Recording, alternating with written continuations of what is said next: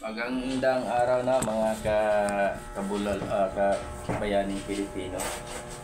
So, andito lang po tayo para magkomento doon sa panayam no, kay Senator-elect Tito Soto about doon sa ano ba yung masasabi niya about doon sa impeachment na nakapending ngayon sa Senado. So, ito lang kasi ang sabi niya, yung kredibilidad ng Senado nawawala na daw. Kumbaga, nawawala na daw ng gana ang taong bayan pag ganun ang estado ng Senado. So, ang comment niya kasi doon, kung sino-sino na lang daw yung kumbaga, ang Senate President ay nadidiktahan. No?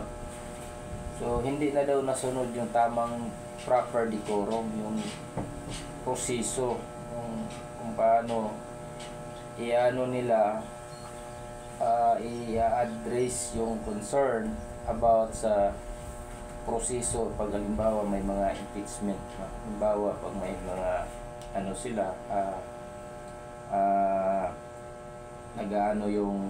nag-o-open yung Senado,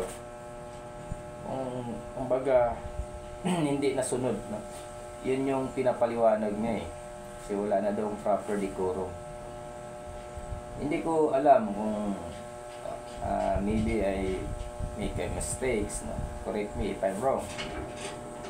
Kung yan ay interest pa niya because of his he want to run as the Senate President. That's why we cannot make conclusions kung bakit ganun na lang ang ni Senator-elect Tito Soto. Baga minamaliit niya masyado yung kakayahan ni Senate President Chis Escudero. Bakit na nagpapadikta, which is sabi pa nga niya doon sa interview, kailangan yung mga majority ang kailangan i-address yung concern doon sa floor, sa mga floor leader, gaya ng sa majority and then the majority floor leader, siya yung mag-a-address ng concern, hindi yung kung sino-sino na lang daw.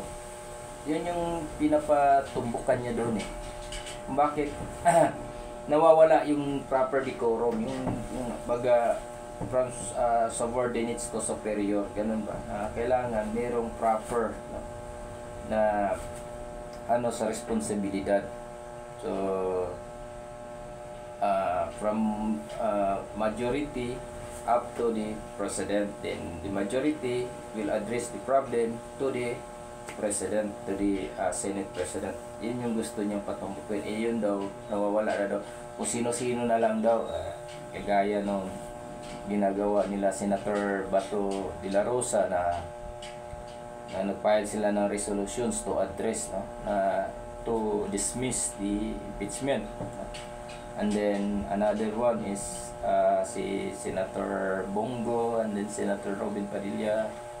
So meron silang mga pinafile na mga resolutions to dismiss the impeachment.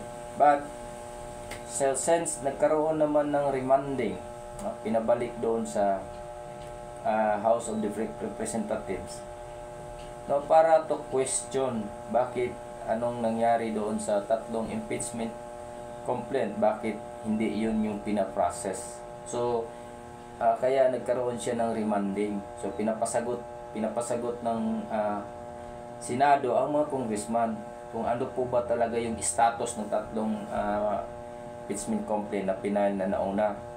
And then at the same time, the Supreme Court also they are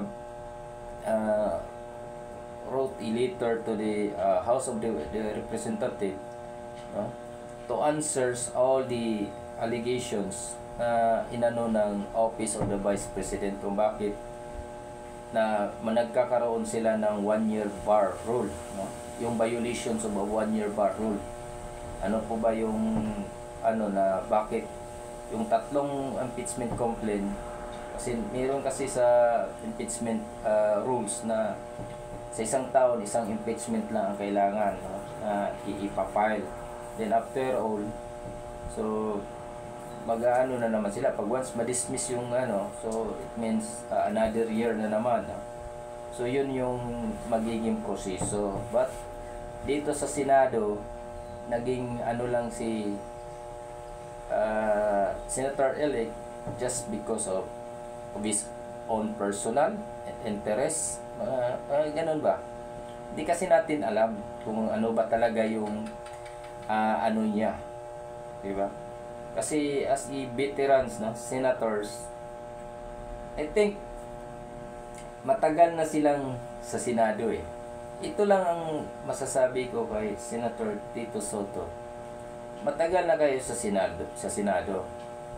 Although nakabalik ka na nga eh as a senador. Bakit hindi nyo pinaprocess noon pa nung senador ka pa? Bakit hindi nyo inayos? Dapat nagkaroon kayo ng magandang ano noon, kumbaga nagkakaroon kayo ng revisions na para ayusin yung rules of impeachment. Kasi unang-una, babagsak naman yan sa House of the Senate eh. Doon yan babagsak eh. After nang ma-approve yan sa House of Representatives, ipo-forward yan sa House of the Senate. Then, sila na yung magiging senator judge. Sila yung mag-ano, if the complaints are, did they have illegal basis or not, then it will dismiss or so nasa kanila yung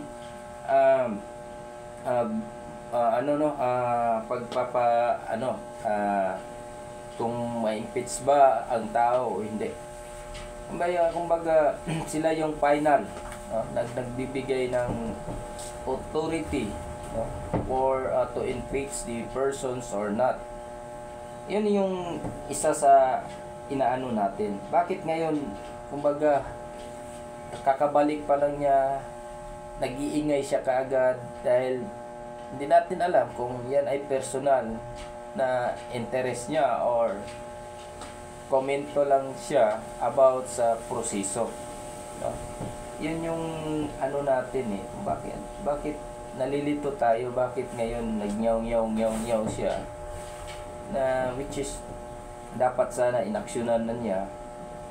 Ilang impeachment na ba ang dumaan mula kay former President Erap, then Chief Justice Corona, so kay Gutierrez kasi hindi naman natuloy yun, and then yung kay Bautista hindi din natuloy yun. So dalawa pa lang. Dapat binago na nila yung house, yung rules of impeachment doon, na yun talaga dapat ang tinitingnan nila sa futures. Hindi yung ngayon na magngaw siya na lahat naman ng senador eh ginagawa lang nila kung ano yung proseso, kung ano yung tama. Kagaya ni Chis Escudero, Senate President Chis Escudero is a lawyer, no? He is a lawyer. He knows about the laws. He knows about the legal concept of the law, no? Alam niya yun eh. Then the rules of procedures, the rules and regulations of and policy of the Senate, of the Senate. Okay, yan lang po. Maraming salamat.